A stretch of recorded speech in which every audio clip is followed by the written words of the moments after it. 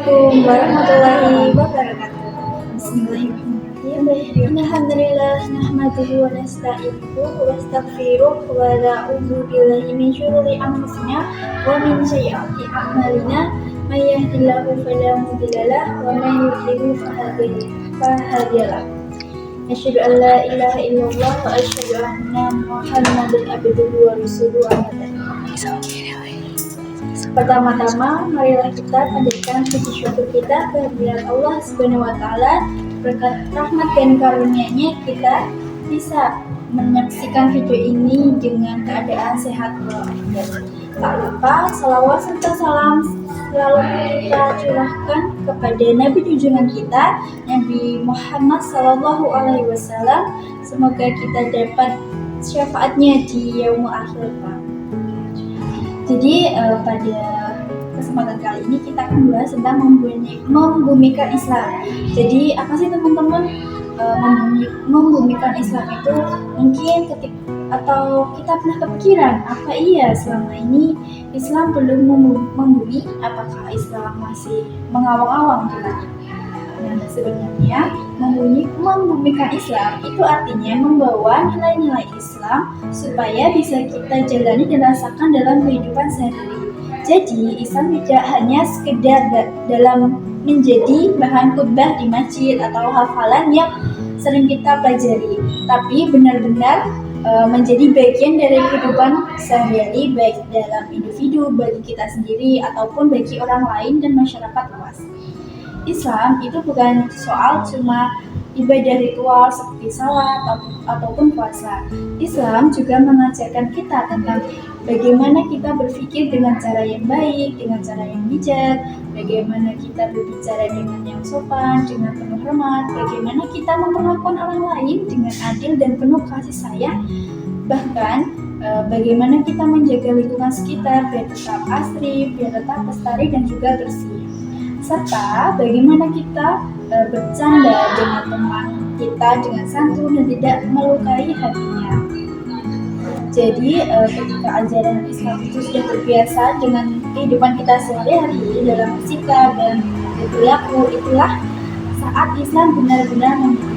Islam bukan hanya teori atau aturan yang jauh dari kenyataan, tetapi sudah menjadi bagian dari cara kita menjalani hidup dengan penuh makna dan juga penuh kebaikan. Selanjutnya yaitu budaya Islami menyatu dengan kearifan lokal.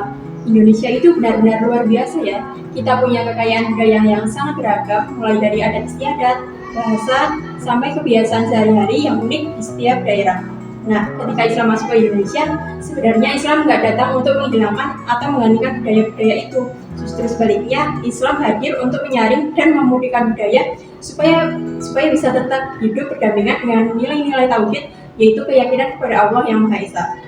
Misalnya, budaya gotong royong yang sudah lama melekat di masyarakat kita. Kalau kita lihat, gotong royong itu sebenarnya sangat selaras dengan ajaran Islam tentang ukhuwah Islamiyah, yaitu persaudaraan dan tolong-menolong antar sesama umat manusia. Jadi, gotong royong bukan cuma tradisi lokal, tetapi juga bagian dari nilai Islam yang mengajarkan kita untuk saling membantu dan menjaga kebersamaan. Selain itu, sopan santun yang sering kita temui dalam interaksi sehari-hari juga sangat sejalan dengan adab yang diajarkan oleh Rasulullah SAW. Rasulullah selalu menekankan pentingnya berperilaku baik, menghormati orang lain, dan menjaga tutur kata. Jadi, sopan santun yang kita lakukan bukan hanya budaya turun-temurun, akan tetapi juga cerminan akhlak Islami yang mulia. Kalau kita bicara soal musyawarah mufakat, ini juga contoh lain bagaimana budaya lokal dan ajaran Islam bisa berjalan beriringan. Dalam Al-Quran, tepatnya surat Asy-Syura ayat 38, Allah berfirman, wa amruhum syura bainahum, yang artinya, dan urusan mereka diputuskan dengan musyawarah di antara mereka. Jadi kebiasaan kita untuk diskusi dan mengambil keputusan bersama itu sebenarnya sudah diajarkan oleh Islam sejak dulu. Yang menarik, Rasulullah SAW sendiri bukanlah sosok yang memaksakan budaya Arab kepada umatnya. Beliau justru membawa nilai-nilai universal yang bisa diterapkan di mana saja, termasuk di Indonesia yang punya budaya sangat beragam. Jadi, kita nggak harus meniru gaya berpakaian Arab atau kebiasaan Arab secara utuh, Akan tetapi yang paling penting adalah kita mengamalkan akhlak Islami dalam kehidupan sehari-hari. Intinya bukan soal style atau penampilan luar, tetapi lebih kepada substansi, yaitu bagaimana kita menjalankan nilai-nilai Islam dengan tulus dan benar. Jadi budaya Islami di Indonesia itu sebenarnya adalah perpaduan yang harmonis antara ajaran Islam dan kearifan lokal yang sudah ada. Dengan begitu, Islam juga bisa hidup dan berkembang tanpa harus menghilangkan identitas budaya kita sebagai bangsa Indonesia. Teman-teman, kita semua tahu kalau salah satu tugas mulia sebagai umat Islam itu adalah mengajak ke arah kebaikan dan mencegah dari perbuatan yang buruk atau kemungkaran. Tugas mulia kita ini bukan cuma kewajiban biasa, tapi benar-benar amanah besar yang Allah berikan kepada kita. Dalam Al-Quran, tepatnya di surat Ali Imran ayat 110, Allah berfirman, "Kuntum khayra ummatin ukhrijat linnas ta'muruna bil ma'ruf wa tanhauna 'anil munkar wa tu'minuna billah," yang artinya, kamu adalah umat terbaik yang dilahirkan untuk manusia, menyuruh kepada yang ma'ruf dan mencegah dari yang munkar dan beriman kepada Allah. Nah, meskipun tugas ini sangat penting, kita harus ingat bahwa mengajak kebaikan itu nggak bisa asal-asalan atau dengan cara yang salah. Kadang ada yang mikir, gampang nih, tinggal marah-marah aja ke orangnya biar jerah. Atau ada yang cuma asal bikin status di WhatsApp yang nyindir-nyindir orang lain berharap mereka berubah. Bahkan, nggak sedikit yang cuma komentar pedes di media sosial tanpa memikirkan perasaan orang lain. Padahal Rasulullah SAW sudah memberikan contoh yang sangat jelas tentang bagaimana cara berdakwah yang benar. Beliau mengajarkan untuk berdakwah dengan kelembutan dan kasih sayang, bahkan kepada orang yang jelas-jelas memusuhi beliau. Dalam surat An-Nahl ayat 125, Allah berfirman, "Ud'u ila sabili rabbika bil hikmah wal mau'izah al-hasanah." Artinya, ajaklah manusia ke jalan Tuhanmu dengan hikmah dan nasihat yang baik. Dari sini kita bisa belajar kalau kita ingin menjalankan amar ma'ruf nahi munkar dengan cara yang benar, caranya harus seperti ini. Yaitu yang pertama, dengan bijak, bukan kasar. Jangan langsung marah atau menghina. Kalau kita kasar, orang malah bisa makin menjauh dan gak mau dengar apa yang mau kita sampaikan. Kemudian yang kedua yaitu dengan empati, bukan emosi. Coba pahami dulu posisi orang yang kita ajak. Kadang mereka butuh didengarkan, bukan berbagi. Lalu yang ketiga yaitu dengan teladan, bukan hanya kata-kata. Tindakan kita harus sesuai dengan apa yang kita katakan. Kalau kita ngajak orang buat baik, kita juga harus jadi contoh yang baik buat mereka.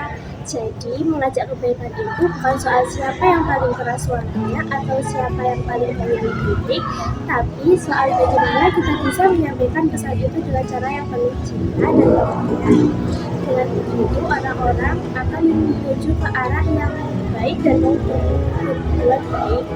Ingat, amar ma'ruf nahi munkar itu tugas mulia yang harus kita jalankan dengan hati yang tulus dan cara yang benar. Yuk kita mulai dari diri sendiri, lalu ajak orang lain dengan cara yang santai tapi bermakna. Karena perubahan yang baik itu dimulai dari langkah kecil yang penuh kasih. Selanjutnya, meneladani ibadah Rasulullah SAW antara rasa dan raga. Sekarang kita masuk ke bagian yang paling penting dan sangat dekat dengan kehidupan kita sehari-hari, yaitu mencontoh ibadah Rasulullah SAW. Rasulullah bukan cuma seorang nabi yang kita hormati, tapi juga seorang hamba Allah yang luar biasa dalam menjalankan ibadahnya. Bayangkan saja, beliau pernah berdiri sholat malam sampai kakinya bengkak dan berdarah. Padahal dosa-dosanya sudah diampuni oleh Allah. Ini menunjukkan betapa beliau sangat mencintai ibadahnya. Suatu ketika, Aisyah bertanya kepada Rasulullah, "Kenapa engkau masih berusaha payah dalam ibadah? Padahal engkau sudah dijamin masuk surga."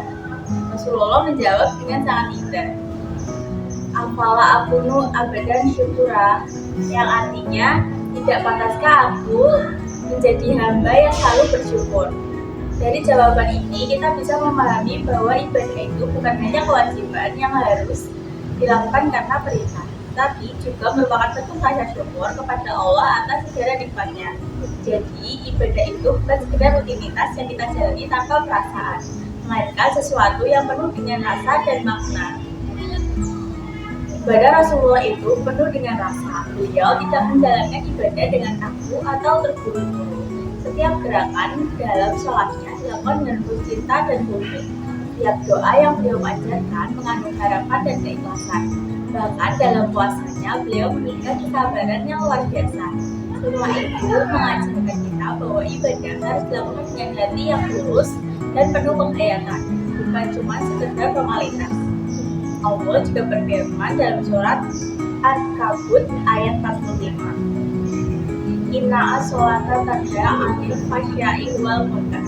Yang artinya sesungguhnya salat itu mencegah perbuatan keji dan munkar. Ini artinya kita sudah menjalankan sholat tapi masih suka kasar pada orang lain, suka menggosip atau menghibah, ataupun malas menjalankan kewajiban yang lain. Berarti kita belum benar-benar Berarti sholat kita belum benar-benar membekas di hati kita. Sholat yang benar-benar baik harus bisa merubah perilaku kita menjadi lebih baik, lebih sabar, dan lebih peduli terhadap sesama. Jadi meladeni ibadah Rasulullah itu bukan hanya soal menjalankan sholat atau puasa secara fisik, tapi juga soal bagaimana kita merasakan dan menghayati rasa syukur dan cinta kepada Allah. Dengan begitu, ibadah kita akan menjadi sumber kekuatan dan perubahan positif dalam hidup kita. Nah, selanjutnya kita akan membahas membudayakan ibadah harian yang berakal.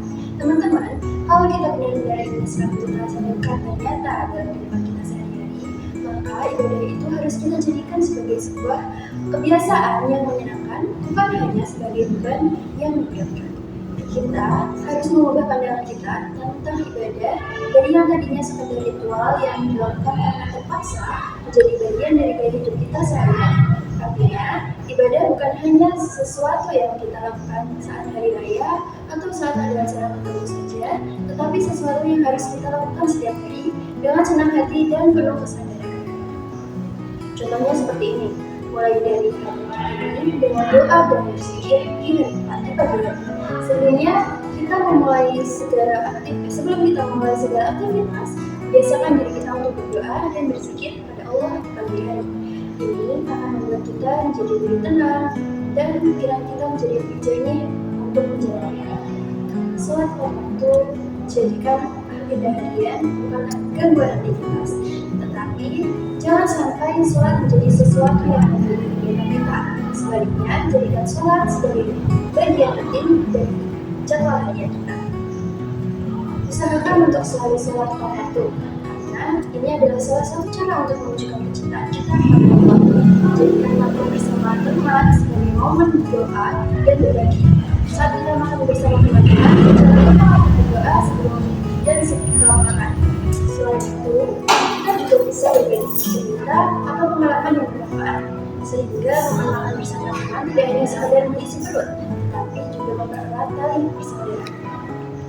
Jadikan rumah sebagai tempat suci, bukan hanya tempat beristirahat. Rumah adalah tempat kita beristirahat dan berkumpul bersama keluarga. Jadikan rumah sebagai tempat yang nyaman untuk beribadah, bukan hanya tempat untuk tidur atau bersantai. Kita bisa menyediakan tempat khusus untuk sholat, membaca Al-Quran, atau melakukan kegiatan ibadah lainnya. Biasakan saat membaca Al-Quran minimal 1 ayat sehari. Al-Quran adalah pedoman hidup bagi umat Islam. Usahakan untuk selalu membaca Al-Quran setiap hari. Meskipun hanya 1 ayat, dengan membaca Al-Quran kita akan mendapatkan petunjuk dan inspirasi dalam menjalani hidup. Buat komunitas kecil untuk sholat berjamaah, terjebak dalam diskusi Islami, dan mencari teman yang memiliki visi misi yang sama dalam beribadah dan semangat rohani hidup. Kita bisa membuat komunitas kecil untuk sholat berjamaah, mengaji bersama, dan berdiskusi tentang ibadah dan tentang berbagai hal yang berkaitan dengan Islam. Dengan adanya komunitas ini, kita akan saling mendukung dan memotivasi untuk terus meningkatkan kualitas ibadah kita. Kalau setiap rumah, setiap kos, setiap kelas, bahkan setiap organisasi kampus menerapkan budaya ibadah seperti ini, insya Allah Islam tidak hanya sekadar hidup, tetapi juga benar-benar menghidupi kita. Setiap aspek kehidupan kita, Islam akan menjadi sumber inspirasi, motivasi, dan motivasi bagi kita dalam menghadapi segala tantangan dan meraih kebahagiaan dalam hidup di dunia dan akhirat. Jadi teman-teman, kita jangan puas hanya dengan mengenal Islam, tapi kita bisa menjadikannya Islam terasa dalam kehidupan kita sehari-hari. Islam yang murni itu yang pertama terwujud dalam tindakan, bukan hanya di status saja. Yang kedua terlihat dari akhlak, bukan hanya sekedar penampilan kita. Yang ketiga, Islam itu juga mengubah hati, bukan hanya soal tentang pengetahuan. Maka dari itu, marilah kita membawa Islam dimanapun kita berada, baik itu di rumah, ataupun di sekolah, di jalan, ataupun juga di kelas, dan juga harus membawanya ke dalam hati kita. Nabi SAW bersabda yang artinya, sesungguhnya aku diutus untuk menyempurnakan akhlak yang mulia. Hadis riwayat Ahmad. Semoga kita termasuk orang-orang yang tidak hanya paham tentang Islam, tapi juga bisa menebarkan rahmatnya di bumi Indonesia ini. Sekian ceramah pada hari ini. Kita tutup dengan berdoa. Subhanallahumma wa bihamdika asyhadu an la ilaha illa anta astaghfiruka wa atubu ilaik. Wassalamualaikum warahmatullahi wabarakatuh.